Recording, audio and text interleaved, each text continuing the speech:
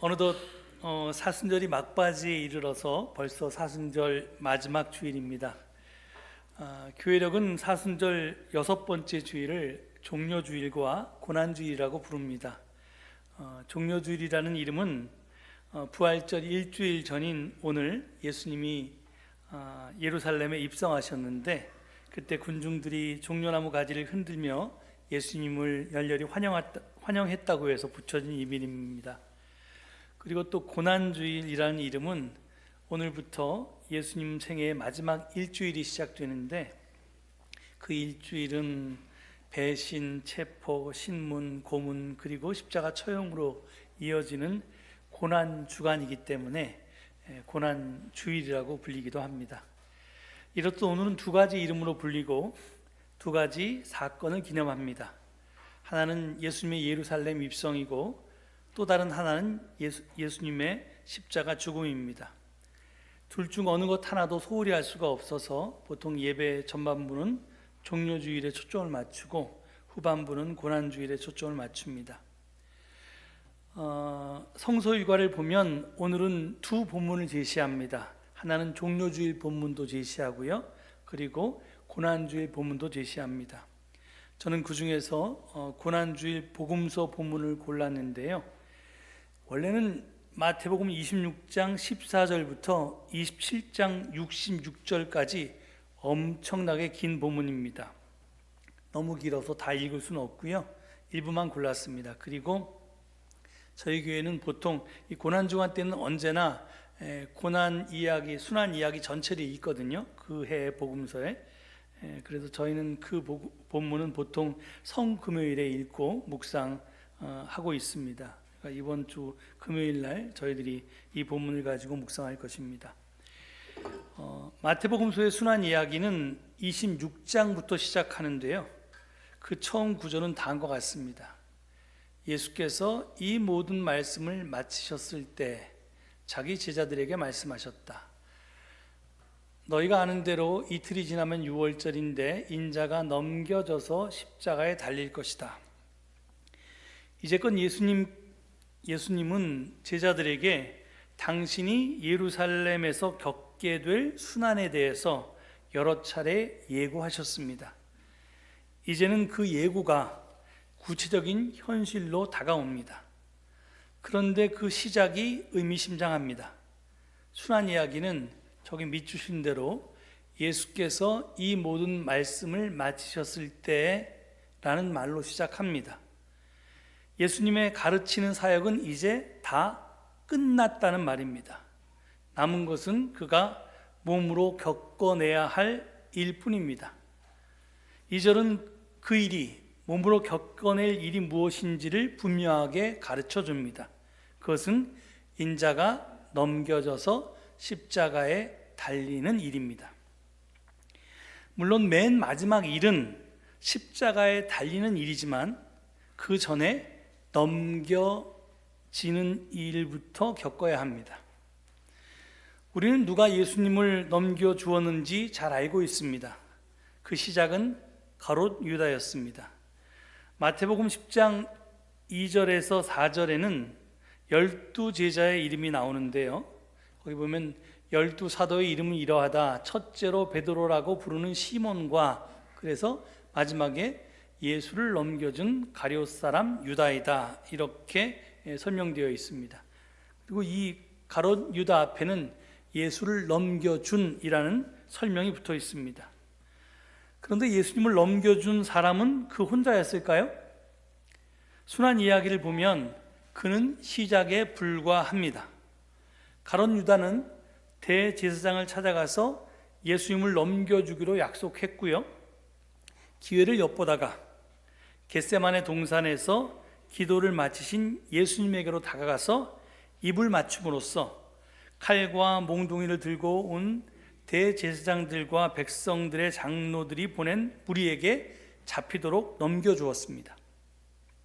이렇듯 처음에 예수를 넘겨준 사람은 가롯 유다였습니다. 하지만 그 체포 현장에 있던 나머지 제자 모두는 예수님을 버리고 달아남으로써 예수님을 넘겨주는 일을 방조했고 간접적으로 그 일에 가담했습니다. 또 우리가 잘 아는 수제자 베드로는 어땠습니까? 그 역시 겟세마네 동산 체포 현장에서 도망쳤습니다. 하지만 그래도 수제자라고 멀찍이 떨어져서 예수님이 끌려간 대제사장 가야바의 집 안바당까지 뒤따라갔습니다. 거기서 일어났던 일을 복음서는 이렇게 증언합니다. 마태복음 26장 69절 이하의 말씀입니다. 베드로가 안뜰 바깥쪽에 앉아 있었는데 한 하녀가 그에게 다가와서 말하였다. 당신도 저 갈릴리 사람 예수와 함께 다닌 사람이네요. 베드로는 여러 사람 앞에서 부인하였다. 나는 내가 무슨 말을 하는지 모르겠다. 그러고는 베드로가 대문 있는 데로 나아갔을 때 다른 하녀가 그를 보고 거기에 있는 사람들에게 말하였다. 이 사람은 나사렛 예수와 함께 다니던 사람입니다. 그러자 베드로는 맹세하고 다시 부인하였다. 나는 그 사람을 알지 못하오. 조금 뒤에 거기에 서 있는 사람들이 베드로에게 다가와서 베드로에게 말하였다. 당신은 틀림없이 그들과 한패요.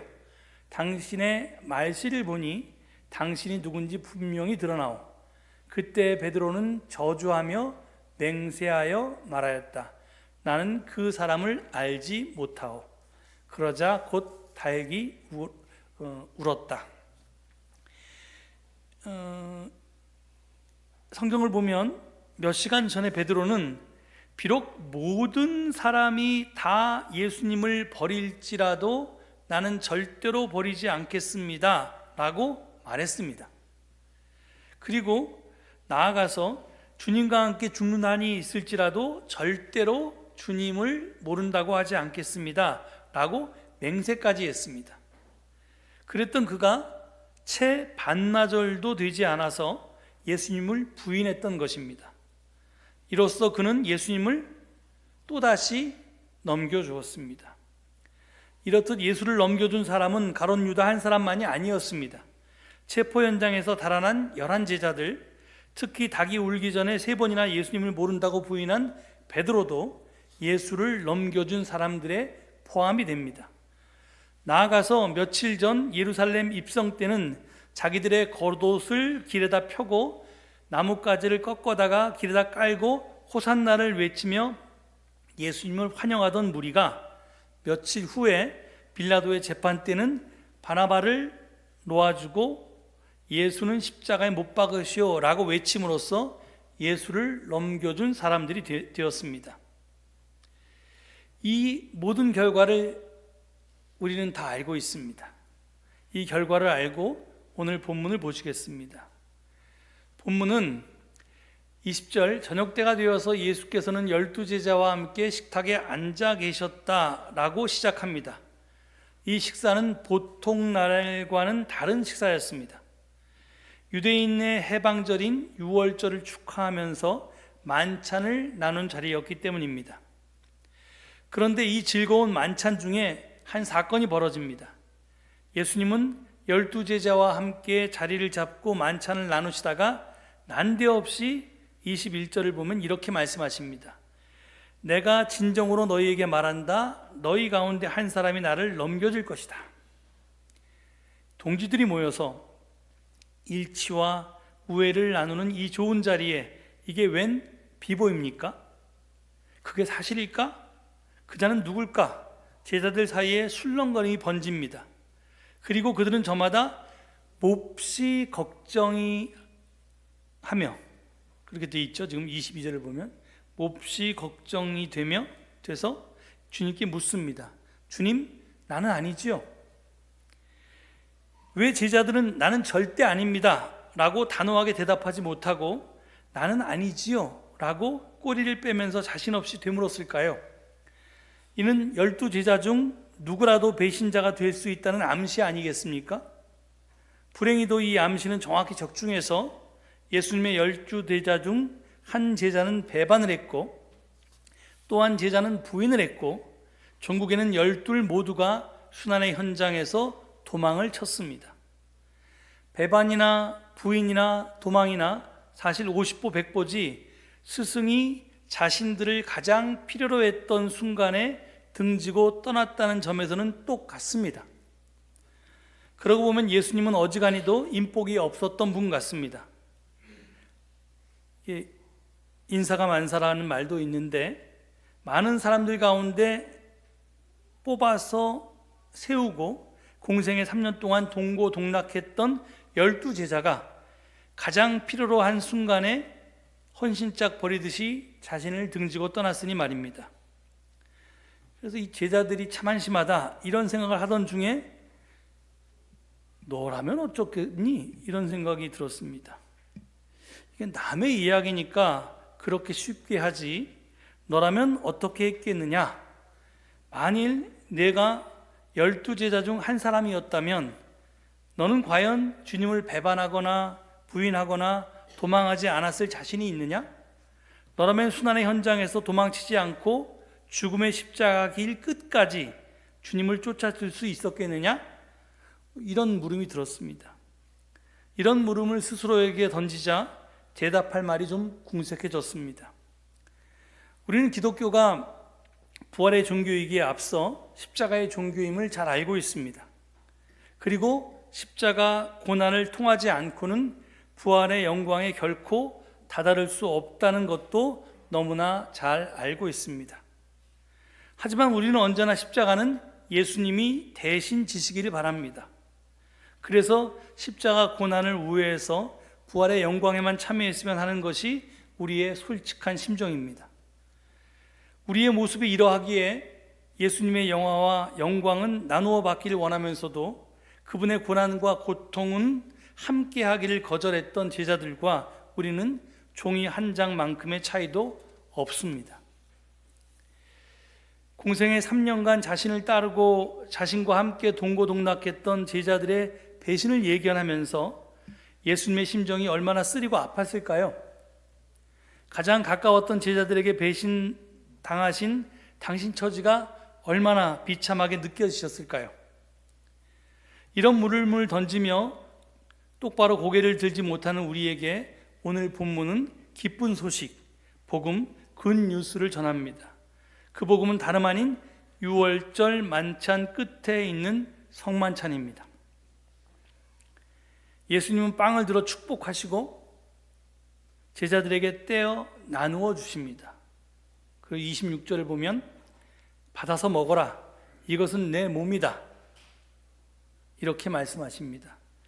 또 잔을 들어서 감사기도를 드리신 다음에 잔을 돌리십니다. 이 잔을 마셔라, 이것은 죄를 사하여 주려고 많은 사람을 위하여 흘리는 나의 피, 곧 언약의 피다, 이렇게 말씀하시면서 말입니다. 지금 배반자의 존재가 그늘을 드리우고 있음에도 불구하고 예수님은 그 정체를 폭로하지 않았습니다. 오히려 예수님은 가룟 유다를 포함한 모든 제자를 똑같이 먹이셨습니다. 이 얼마나 놀라운 장면입니까? 조금 후면 자신을 배반할 가룟 유다, 그리고 조금 더 후면 자신을 모른다고 3번씩이나 부인할 시몬 베드로, 그리고 결국에는 당신의 순환 현장에서 다 도망쳐 버릴 바로 그 제자들에게 예수님은 당신의 몸을, 당신의 피를, 당신의 생명을 나누어 주시니 말입니다. 이게 복음이 아니고 무엇입니까? 그렇습니다. 십자가 사랑은 바로 이런 것입니다. 의인만을 위한 것이 아니라 죄인까지도 구원하기 위한 차별 없는 사랑이 십자가의 사랑입니다. 제가 지지난주일 증언에서 구원은 공짜가 아니다 라고 해서 심적 부담을 크게 느끼신 분이 계실 줄 압니다. 만약 여러분의 부담이 마음은 원이로되 육신이 약해서 아무리 노력해도 예수님처럼 살지 못하는 것에서 오는 것이라면 안심하셔도 됩니다. 우리의 부족함을 예수님이 큰 사랑으로 넉넉히 채워주실 것이기 때문입니다. 성만찬의 사랑, 십자가의 사랑, 그 차별 없는 사랑이 바로 그 분명한 증거입니다. 문제는 그 큰 은혜를 받고도 아무 응답도 하지 않는 것입니다. 분명히 구원은 공짜가 아닙니다. 구원은 하나님의 큰 은혜를 받은 우리가 믿음으로 그 은혜에 자발적으로 응답할 때 비로소 일어납니다. 손뼉이 마주쳐야 소리가 나듯이 하나님의 은혜와 우리의 응답이 마주칠 때 비로소 구원 사건이 일어납니다. 구원은 하나님 홀로 일으킬 수 있는 사건이 아닙니다. 언제나 하나님과 우리가 함께 일으키는 사건입니다. 여기서 우리가 꼭 기억해야 할 것이 있습니다. 하나님의 은혜에 대한 우리 믿음의 응답은 강제적이 아니라 자발적이라는 것입니다. 다르게 표현하면 저절로 된다는 것입니다. 은혜로 알면 사람은 반응하게 되어 있습니다. 변하게 되어 있습니다. 물론 반응의 정도는 사람에 따라 다릅니다. 믿음의 그릇이 크면 크게 반응할 것이고, 믿음의 그릇이 작으면 작게 반응할 것입니다. 근데 이게 크든 적든 상관없이 그 모자란 것은 다 주님께서 사랑으로 채워주십니다. 여기서 핵심은 뭐냐면 은혜를 은혜로 아는 것입니다. 은혜를 은혜로 알면 우리는 각자 믿음의 분량에 따라 분량에 맞게 행동합니다. 할 수 있는 만큼 행동합니다. 제가 do what you can 이라는 말을 자주 쓰는데요, 이게 당신이 할 수 있는 것을 하라라는 말이라고 했잖아요. 하나님께서 우리에게 기대하시는 건 우리의 역량을 뛰어넘는, 우리의 믿음의 그릇을 뛰어넘는 그런 행실이 아닙니다. 내가 할 수 있는 것을 기꺼이 하라는 겁니다. 이 말도 바로 여기에서 나온 것입니다. 예수님의 사랑과 은혜에 기대기만 하고 난 아무것도 안 하면 구원은 없습니다. 구원은 공짜가 아니기 때문입니다. 하지만 감사와 기쁨으로 내가 할 수 있는 무언가를 하면 내가 변합니다. 아니, 하나님께서 나를 변화시키십니다. 그 변화의 폭이 점점 자라서 마침내 구원에 이르게 되는 것입니다. 그러니까 구원은 공짜가 아니지만 하나님의 은혜는 한량없고 그 부족함을 채워주게 돼 있고, 우리는 거기에 대해서 응답할 때 그 은혜가 점점 커지고 우리의 구원이 이루어지게 된다는 겁니다. 여기서 한 가지 더 알아야 할 것이 있는데요, 은혜를 은혜로 알게 되기까지 시간이 걸릴 수도 있다는 것입니다. 오늘 본문에서 제자들은 성만찬을 나누면서 은혜를 은혜로 알지 못했습니다. 자신들은 죄인인데, 곧 배반하고 부인하고 도망칠 나쁜 놈들인데, 그런 이 실망스러운 모자라는 자기들에게 주님께서 당신의 몸과 피를, 당신의 생명을 기꺼이 아무런 대가 없이 내어주신다는 사실을 알았다면, 그걸 깨달았다면 은혜를 은혜로 알았을 텐데 그것을 몰랐습니다. 그래서 이 성만찬을 나누면서도 은혜를 은혜로 알지 못했습니다. 그래서 그들은 배반하고 부인하고 도망쳤던 것입니다. 하지만 우리가 알듯이 저들은 끝까지 그렇게 하지는 않았습니다. 배반한 유다는 뉘우쳐서 자살을 했고요, 부인하고 도망쳤던 베드로와 다른 제자들은 마침내 부활의 증인이 되었습니다. 사울의 눈에서 비늘 같은 것이 떨어져 나가고 그의 시력은 회복되었다라는 규절이 사도행전 9장 19절에 있습니다. 마찬가지로 우리 눈에도 비늘 같은 것이 있어서 은혜를 은혜로 알아보지 못하는 것입니다. 그 비닐이 무엇인지 알아야 됩니다. 내 중심성인지, 내가 옳다는 교만인지, 아니면 내 욕심이나 내 탐욕인지를 알아야 내 눈에 붙어있는 비늘이 떨어지고 은혜를 은혜로 알아볼 수 있습니다. 병을 알면 고칠 수 있듯이 내가 무언가 잘못되어 있다는 것을 알면 언젠가는 고칠 수 있고 내가 바뀔 수 있다는 겁니다. 문제는 내가 무엇이 문제인지 모른다는 게 문제입니다. 요즘 왕과 사는 남자라는 영화가 크게 히트하고 있습니다. 제가 언젠가 이 영화를 가지고 꼭 설교를 해야겠다 이렇게 생각을 했는데 오늘은 맛백입니다. 벌써 국내 관객이 1,500만 명을 넘어섰답니다. 이게 도대체 이 영화의 흥행 비결은 뭘까요? 저는 사람들이 이 영화에서 과거가 아닌 현재를 보고 남이 아닌 나의 모습을 보았기 때문이라고 생각합니다. 제작자가 임은정이라고 하는 이제 그 영화사의 대표인데, 그가 이제 독립해서 처음으로 만든 영화라는데, 제가 놀라운 이야기를 읽었습니다. 이 제작자가 한 말인데요, 이 작품의 존재 이유를 사회적 참사에 대한 애도라고 말한 인터뷰 기사를 읽었기 때문입니다. 이 영화가 사회적 참사에 대한 애도라예요. 그녀는 뭐라고 얘기하냐면, 사회적 구성원들이 기억해야 하는 비극이 존재할 때 영화는 그 기억의 매개가 될 수 있다라고 말했습니다. 이 말이, 이거 제가 어저께 설교를 준비하면서 이 기사를 봤는데요, 며칠 전에 손석희 아나운서가 진행하는 질문들인가 하는 여기에서 그 손석희 아나운서가 어느 관객이 영화에 이런 댓글을 달았는데, 전 국민이 500년 만에 단종의 장례를 치른 것 같다 라고 하는 이 말과 겹치면서 크게 공감되었습니다. 단종예사는 과거의 사회적 참사였으나 사람들은 그를 바라보며 내가 겪은 사회적 참사를 어떻게 기억해야 하는가에 대한 힌트를 얻었다는 것이 제작자의 생각이었습니다.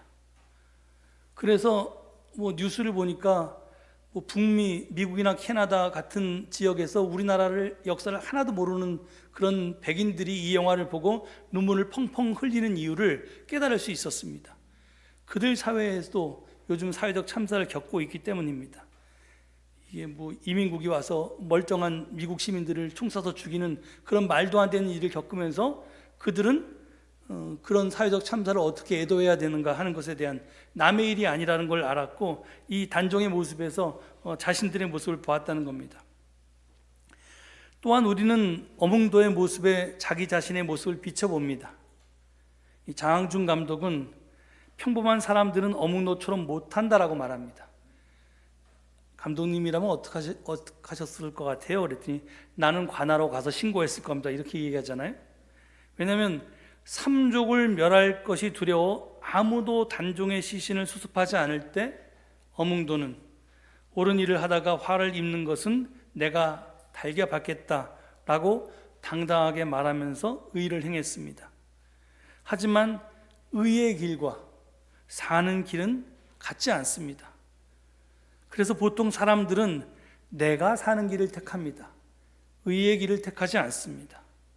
하지만 그렇게 하는 수 없이 택하지만 내 마음이 편한 것은 아닙니다. 양심에 찔립니다.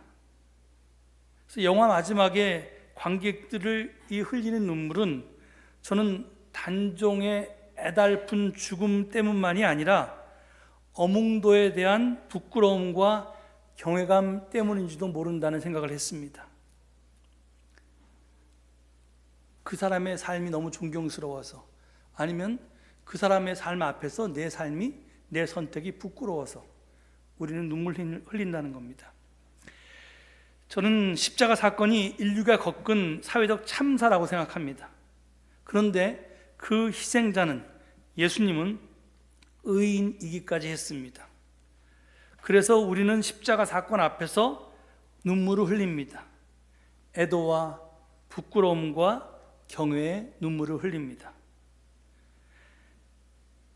예수님을 3번 부인한 베드로는 닭이 울자 몹시 울었다고, 밖에 나가서 몹시 울었다고 성경은 기록하고 있습니다. 저는 그 부끄러움의 눈물이 마침내 베드로를 변화시키는 마중물이었다고 믿습니다. 우리는 보통 의인을 존경하고 기념하는 편한 길을 택합니다. 하지만 그리스도인은 언젠가는 애도와 부끄러움과 경외의 눈물을 멈추고 예수가 걸었던 의의 길을 따라 걸어야 할 것입니다. 그래야 우리는 그리스도인입니다. 우리 모두가 언젠가 그렇게 되기를 간절히 축원합니다. 이 말씀 되새기시면서 잠시 침묵 가운데 기도하시겠습니다.